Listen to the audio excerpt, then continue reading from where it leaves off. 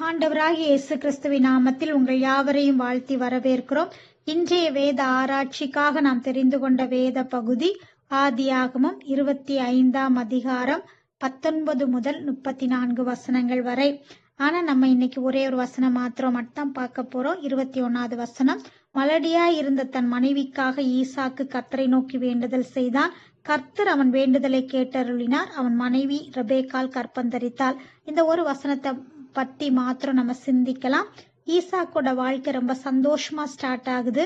முந்தின அதிகாரம் 24வது அதிகாரத்துல ஈசாக்குக்கும் ரெபேக்காளுக்கும் திருமணம் நடக்கிறத பத்தி நம்ம பார்த்தோம். ஈசாக்கு கிட்ட நிறைய நல்ல குணாதிசயங்கள்லாம் காணப்பட்டுச்சு. லைக் கீழ்ப்படிதல், பொறுமை, ஜெபிக்கிற ஒரு குணம், ஆபிரகாம கிட்ட இருந்த அதே விசுவாசம், அப்புறம் சமாதானம் பண்ணக்கூடிய ஒரு கேரக்டர், இப்படி நிறைய நல்ல குணாதிசயங்கள் எல்லாம் ஈசாக்கு கிட்ட காணப்பட்டுச்சு. ஆனா அதே நேரத்துல சில பலவீனங்களும் காணப்பட்டது. அதை நம்ம பின்னாடி வரக்கூடிய வசனங்கள்ல அதிகாரங்கள்ல நம்ம பார்க்கலாம்.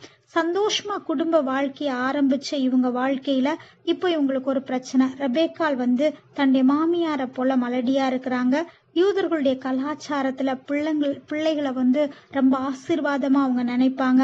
நாமும் அப்படிதான் நம்ம நினைக்கிறோம். வேதமும் பிள்ளைகள் கர்த்தரால் ஒரு சுதந்திரம் அப்படின்னு சொல்லி சொல்லுது. ஈசாக்குக்கு 40 வயசுல திருமணம் நடக்குது. இப்போது 60 வயசு. 20 வருஷங்களா பிள்ளையே இல்லை அவங்களுக்கு. ஆபிரகாம் கிட்ட கர்த்தர் உடன்படிக்கை பண்ணிருக்கிறாரு. உன் சந்ததி வானத்தின் நட்சத்திரங்களை போல, கடலின் மணலை போல, பூமியின் தூளை போல இருப்பாங்க அப்படிலாம் வாக்கு கொடுத்திருக்கிறாரு. பார்த்துக்கோங்க. அந்த உடன்படிக்கையின் ஆசீர்வாதம் ஈசாக்குக்கு சொந்தம். ஈசாக்கு தான் அதுக்கு சுதந்திரவாளியும் கூட. குடும்பத்துல அடிக்கடி பேசியிருப்பாங்க. இந்த வாக்கு தத்தங்கள் எல்லாம் பேசப்பட்டிருக்கும்.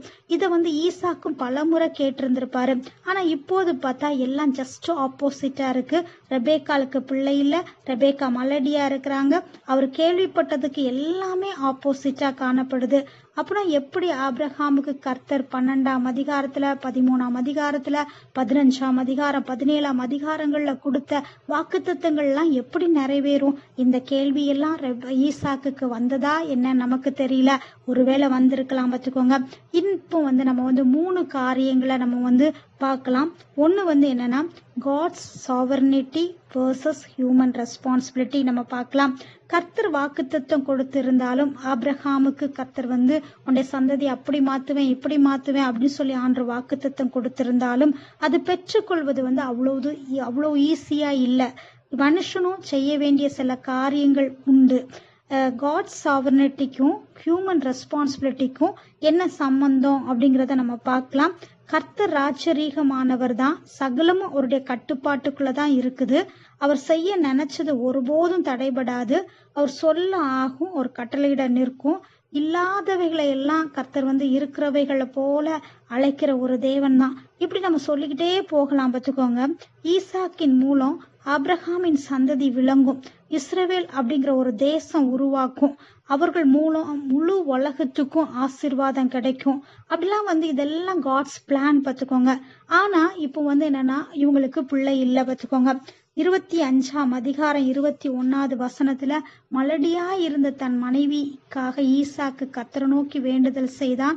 கர்த்தர் அவன் வேண்டுதலை கேட்டருளினார். அவன் மனைவி ரெபேக்காள் கற்பந்தரித்தாள். ஈசாக்கு செய்ய வேண்டிய ஒரு காரியம் இருந்துச்சு. அதுதான் தன்னுடைய மனைவிக்காக ஜெபிக்கிற ஒரு காரியம் இருந்துச்சு. வச்சுக்கோங்க. கர்த்தர் ராஜரீகமானவர் தான். அவருக்கு பிள்ளைங்களை கொடுக்கறது ஈஸி தான் அவருடைய ராஜரீகத்துல. ஆனா மனுஷன் செய்ய வேண்டிய ஒரு வேலை இருந்து ஈசாக்கு தன்னுடைய மனைவிக்காக ஜெபிக்க வேண்டிய ஒரு பொறுப்பு, ஒரு ரெஸ்பான்சிபிலிட்டி ஈசாக்கு இருந்துச்சு. ஆபிரகாம போல ஈசாக்கும் ஒரு மேன் ஆஃப் பிரேயர் தான். தன்னுடைய மனைவிக்காக ஜெபிக்கிறாரு. அதுக்கப்புறம் தான் ரெபேக்காள் கற்பந்தரிக்கிறாங்க. கர்த்தர் அவங்கள ஆசீர்வதிக்கிறாங்க. கர்த்தர் சகலத்தையும் செய்ய வல்லவர் தான். செய்வேன்னு சொல்லி வாக்கு கொடுத்து இருந்தாரு. ஆனாலும் ஈசாக்கு அந்த காரியத்துக்காக தேவ சமூகத்துல ஜெபிக்க வேண்டி இருந்தது. நம்முடைய வாழ்க்கையிலும் தேவனுடைய திட்டங்கள் நிறைவேறணும் அப்படின்னா அதுல நம்மளுடைய பங்கு இருக்கு.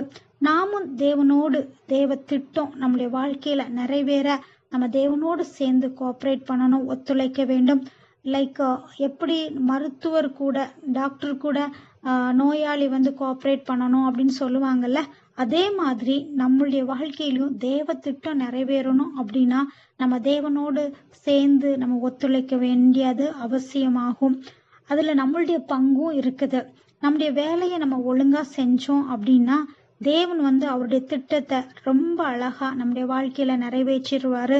நம்ம செய்ய வேண்டிய காரியங்களை ஜெபத்துடனும் தேவ ஒத்தாசையுடனும் நம்ம செய்யும் போதுதான் கர்த்தரும் கிரியை செஞ்சு அந்த காரியங்களை யதார்த்தங்களாக மாற செய்வாரு.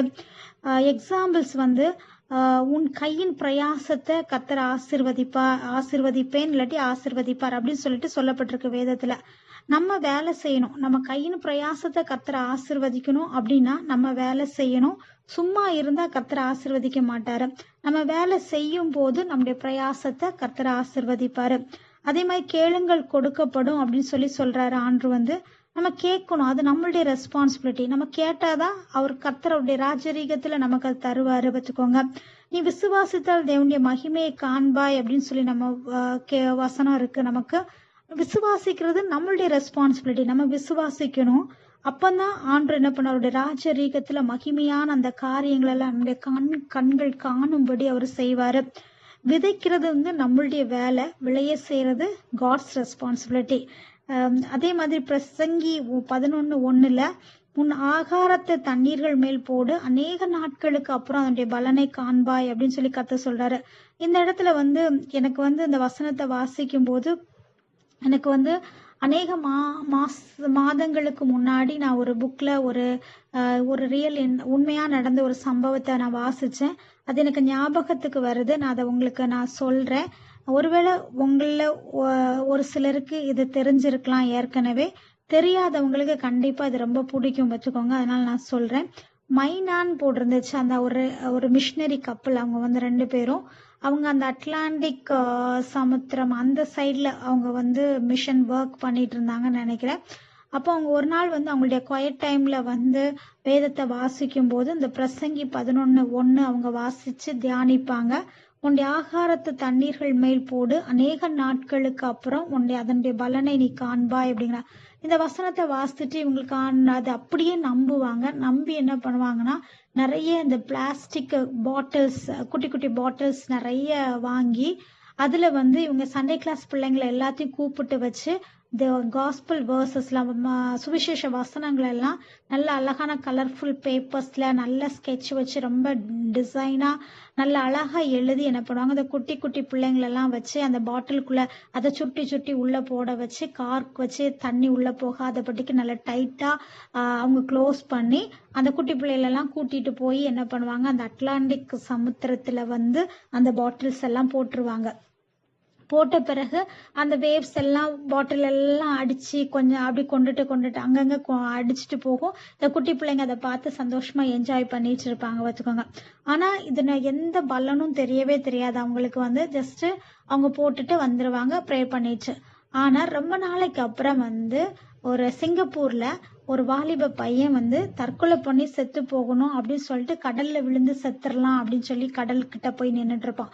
அப்ப பார்த்தா வேவ்ஸ் என்ன பண்ணும், இந்த ஒரு பாட்டில வந்து கரையில வந்து தள்ளும். வச்சுக்கோங்க, அந்த வேவ்ஸ் வந்து தள்ளும், திருப்பி அந்த வேவ்ஸ் உள்ள இழுத்துட்டு போகும், திருப்பி வெளியே தள்ளும். இதை பார்த்துட்டே இருப்பான். இவன் கண்ணு திடீர்னு என்ன பண்ண, அந்த பாட்டில் மேல படும். பத்துக்கும் ஆண்டு பட வைப்பாரு. என்னடா அந்த பாட்டிலுக்குள்ள ஏதோ இருக்க மாதிரி தெரியுதே அப்படின்னு சொல்லிட்டு இவனுக்கு அதை எடுத்து பார்க்கணும்னு ஒரு கியூரியாசிட்டி வரும். அந்த பாட்டில் எடுத்து அதை ஓபன் பண்ணி பார்ப்பான். உள்ள என்னடா எழுதி வச்சிருக்காங்க, யாரோ என்னமோ எழுதி வச்ச மாதிரி இருக்குதே, என்ன எழுதி வச்சிருக்குன்னு சொல்லி எடுத்து பார்க்கும்போது அதுல சுவிசேஷ வசனங்கள் எழுதப்பட்டிருக்கும். அந்த வசனத்தின் மூலமா ஆண்டு அவனோட பேசுவாரு. அவனுக்கு தெரியும் இது வந்து ஏதோ பைபிள் வசனங்கள்ங்கிற அளவுக்கு தெரியும்.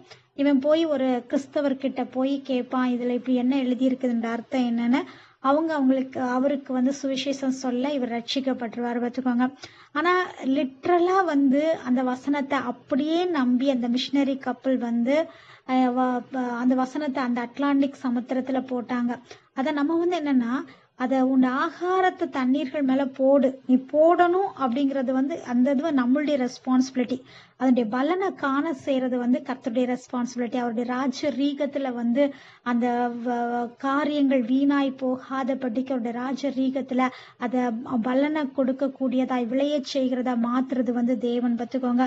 சோ நம்மளுடைய வாழ்க்கையில தேவ திட்டங்கள் நிறைவேறணும் அப்படின்னா நம்மளுடைய பொறுப்பும் இருக்குது, நம்மளுடைய பங்கு இருக்குது. நம்ம செய்ய வேண்டிய காரியங்கள் காரியங்களை நம்ம செய்யதான் செய்யணும் பார்த்துக்கோங்க. சும்மா இருந்தோம்னா அது தன்னால ஆட்டோமேட்டிக்கா நம்முடைய வாழ்க்கையில மேஜிக் மாதிரி எதுவுமே என்ன செய்யாது, நடக்காது. இங்கேயும் ஈசாக்கோட வாழ்க்கையில ஆபிரகாமுக்கு கர்த்தர் கொடுத்த வாக்குத்தத்தங்கள் நிறைவேறதுக்கு ஈசாக்கு ஜெபிக்க வேண்டி இருந்துச்சு பார்த்துக்கோங்க. த நெக்ஸ்ட் திங் என்னன்னா, அவர் prayers should align with God's plan பார்த்துக்கோங்க. நம்முடைய ஜெபங்கள் தேவ திட்டத்தோட ஒத்து இருக்கணும். ஈசாக்குவோட ஜெபம் எப்படி இருந்திருக்கும்? ஈசாக்கு ஜெபம் பண்ணாரு அப்படின்னாலும் ஜெபத்தின் நோக்கம் தேவ சித்தம் இந்த பூமியில நிறைவேற, அதாவது தேவனுடைய திட்டமான இந்த முழு உலகமும் ஆசீர்வதிக்கப்பட, வாக்குத்தத்தம் பண்ணப்பட்ட மேசியாவுக்காக கர்த்தர் செஞ்ச உடன்படிக்கையை நிறைவேற்றும்படியா அவர் ஜெபம் பண்ணியிருப்பாரு. இன்று நம்முடைய ஜெபங்கள் எப்படி இருக்குது? நம்முடைய விருப்பங்கள் பரலோகத்துல நிறைவேறணும் அப்படின்னு சொல்லி நம்ம ஜெபிக்கிறோமா, அல்லது கர்த்தருடைய சித்தம் இந்த பூமியில நிறைவேற்றப்படணும் அப்படின்னு சொல்லி நம்ம ஜெபிக்கிறோமா? உண்மையான ஜெபம் கர்த்தருடைய சித்தத்தின்படி நடக்கணும் அப்படின்னு தான் இருக்கும். அதை பத்தி நாம் கவலைப்படும் போது நமக்கு பிடிச்ச கர்த்தருடைய வாக்குத்தத்தங்களை எடுத்து வச்சுக்கிட்டு அதை கிளைம் பண்ணி நான் ஜெபிக்கிறேன் அப்படின்னு சொல்லி நம்முடைய விருப்பங்கள் நிறைவேற ஜெபிக்கிறது உண்மையான ஜெபம் கிடையாது. அப்படி நம்ம ஜெபிச்சாலும் தேவ சித்தம்தான் நிறைவேறுமே ஒழிய, நம்மளுடைய விருப்பங்கள் நம்மை குறித்த தேவ திட்டத்துக்கு ஒத்து போகல அப்படின்னா அது நடக்காது, அது நிறைவேறாது. கர்த்தர் ஈசாக்கின் ஜெபத்தை கேட்டாரு. பரலோக ராஜ்யம் பலவந்தம் பண்ணப்படுகிறது, பலவந்தம் பண்ணுகிறவன் அதை பெற்றுக்கொள்கிறான் அப்படின்னு சொன்ன வசனத்தின்படி கர்த்தர் கொடுத்த வாக்குத்தத்தத்தை கூட அவ்வளோ ஈஸியா ஈசாக்கு பெற்றுக்கொள்ளல. அவரும் என்ன பண்ணார்னா ஜெபித்து தான் என்ன பண்ண பெற்றுக்கொள்ள முடிந்தது. அடுத்ததல்ல தேர்ட் திங் என்னன்னா, God's wisdom in his delays அப்படின்னு சொல்லி அதை பார்க்கலாம். கர்த்தர் கொடுத்த வாக்கு தத்தங்களை பெற்றுக்கொள்றதுக்கு காத்திருக்க வேண்டியதா இருந்து 20 வருஷங்கள் காத்திருக்க வேண்டியதா இருந்துச்சு. ஆபிரகாம் அண்ட் சாரா 2 பேருமே ஈசாக்கு பிறக்கிறதுக்கு 25 வருஷங்கள் காத்திருக்க வேண்டி இருந்துச்சு. யாக்கோபு தன்னுடைய மனைவிகளுக்காக 2 மனைவிகளுக்காக 14 வருஷம் லாபான் கிட்ட வேலை பார்க்க வேண்டி இருந்துச்சு. யோசேப்பு தன்னுடைய சொப்பனை நிறைவேறதுக்கு 13 வருஷங்கள் மேல அவர் காத்திருக்க வேண்டி இருந்துச்சு. தன்னுடைய சகோதரர்களுடன் ஒப்புரவாகிறதுக்கு 20 வருஷம் காத்திருக்க வேண்டி இருந்துச்சு. தாவீது ராஜாவா அபிஷேகம் பண்ணப்பட்ட பிறகு ராஜாங்கிற ஸ்தானத்துக்கு, அந்த சிங்காசனத்துக்கு வர்றதுக்கு 30 வருஷத்துக்கு மேல அவர் காத்திருக்க வேண்டி இருந்துச்சு வச்சுக்கோங்க. ஏன் கர்த்தர் இவங்களை எல்லாத்தையும் காத்திருக்க வச்சாரு நமக்கு தெரியாது. அதுல கர்த்தருடைய ஞானம் இருக்கு வச்சுக்கோங்க. நமக்கு தெரியல அப்படின்னாலும் கர்த்தருக்கு அதுல ஒரு நோக்கம் இருக்கு. கர்த்தர் எல்லாவற்றையும் சரியாதான் செய்வாரு. நம்ம ஜார்ஜ் முல்லர் பத்தி நம்ம கேள்விப்பட்டிருப்போம். இவரோட சிறு வயது வாழ்க்கையை நம்ம வாசிச்சோம்னா ரொம்ப நல்ல வாழ்க்கையெல்லாம் இவருடைய வாழ்க்கை இல்ல வச்சுக்கோங்க. இவர் ஒரு திருடன், பொய் சொல்ற ஒரு மனுஷன், பொய்யர் ஒரு சூதாட்டக்காரன். இவர் 10 வயசா இருக்கும் போதே அவங்க அப்பாவோட கவர்மெண்ட் பணத்தெல்லாம் இவர் திருடிடுவாரு. அது மாத்திரம் 14 வயசுல இவர் சீட்டு விளையாடி தண்ணி அடிச்சு ஃப்ரெண்ட்ஸு கூட அப்படி வாழ்ந்த தண்ணி அடிக்கிற ஒரு மனுஷனா காணப்பட்டாரு. ஆனா இவர் 1825 ஒரு சின்ன வீட்டு ஜெப குழுல இவர் போவாரு. அங்க கர்த்தரை இவரை தொட்டு இவர் ரட்சிக்கப்படுவார். அது அவருடைய வாழ்க்கையில அந்த சின்ன வீட்டு ஜெபக்குழு இவருடைய வாழ்க்கையில ஒரு டேர்னிங் பாயிண்டா காணப்படும். அது முதல் இவருடைய வாழ்க்கையில ஒரு மாற்றம், ஒரு டிரான்ஸ்பர்மேஷன் இவருடைய லைஃப்ல வரும். தன்னுடைய இவர் கூட 5 ஃப்ரெண்ட்ஸ் இருந்தாங்க. இவங்கெல்லாம் சேர்ந்துதான் தண்ணி அடிச்சு சீட்டு விளையாடி பொய் சொல்லி ஏமாத்தி வாழ்ற கூட்டங்கள். இவங்க இந்த 5 ஃப்ரெண்ட்ஸுக்காகவும் இவர் கர்த்தருக்குள்ள வந்த பிறகு ஜெபிக்க ஆரம்பிச்சாரு. டெய்லி பிரேயர் பண்ணுவாரு பார்த்துக்கோங்க. 18 மாசங்கள் கழிச்சு ஒரு ஃப்ரெண்டு இயேசு கிறிஸ்துவுக்குள்ள வந்தாரு. அப்புறம் 5 வருஷங்கள் கழிச்சு இன்னொரு ஃப்ரெண்டு ரட்சிக்கப்பட்டாரு. அதுக்கப்புறம் ஒரு 6 வருஷங்கள் கழிச்சு 3வது ஃப்ரெண்டு ரட்சிக்கப்பட்டாரு.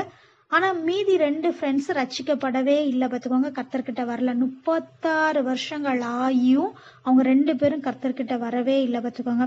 ஆனாலும் இவர் தொடர்ந்து டெய்லி விடாம என்ன பண்ணுவார், அவங்க 2 ஃப்ரெண்ட்ஸுக்காக ப்ரே பண்ணிட்டே இருந்தாராம்.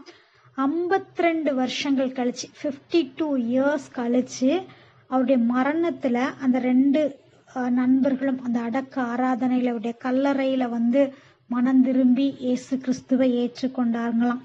நமது இதை பாருங்க, 52 வருஷங்கள் ஏன் கர்த்தர் வந்து அந்த 2 பேரும் மனம் திரும்புறதுக்கு 52 வருஷங்கள் காலதாமதம் பண்ணாரு அப்படின்னு தெரியாது. இவர் டெய்லி ப்ரே பண்ணாரு. ஜார்ஜ் முல்லர் டெய்லி தவறாம ப்ரே பண்ணாரு. ஆனா 52 இயர்ஸ் வந்து கர்த்தர் டிலே பண்ணாரு.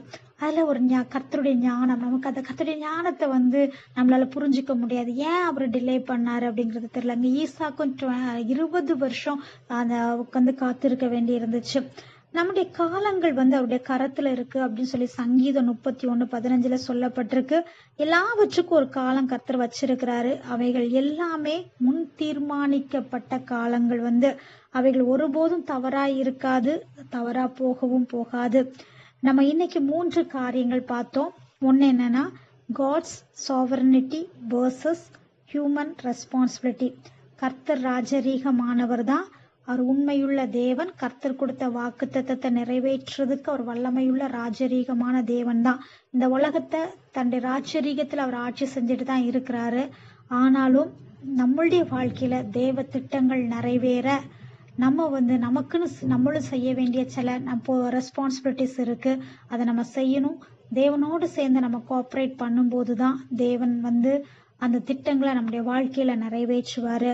ரெண்டாவது வந்து என்னன்னா, அவர் prayers should align with God's plan. கர்த்தர் நம்முடைய வாழ்க்கைக்குன்னு ஒரு தேவ திட்டம் வச்சிருக்கிறார். அந்த தேவ திட்டத்தோடு ஒத்து போறதா நம்மளுடைய ஜபங்கள் வந்து காணப்படணும். மூன்றாவது நம்ம என்ன பார்த்தோம்னா, God's wisdom in his delays. கர்த்தர் காலதாமதம் பண்றாரு அப்படின்னா அதுல கர்த்தருடைய ஞானம் இருக்கு. நமக்கு ஏன் அப்படிங்கிறது தெரியாது. ஆனா வந்து அதுல ஆண்டவர் ஏதோ ஒரு நோக்கம் என்ன வச்சிருக்கிறாரு. அந்த நோக்கத்தின்படி கரெக்டா செய்வாரு. காலங்களுடைய கரத்துல இருக்கு. கண்டிப்பா அது வந்து சரியாதான் இருக்கும். ஆண்டவர் தப்பு பண்ணவே மாட்டாரு. நம்முடைய வாழ்க்கையில நம்ம கர்த்தரை உறுதியா பிடிச்சுப்போம். ஆண்டரை நம்புவோம். இந்த காரியங்களை நம்ம வந்து திரும்ப திரும்ப நம்ம யோசித்து பார்ப்போம். God's sovereignty versus human responsibility. நம்ம our prayers align with God's plan. மூணாவது, God's wisdom in his delays.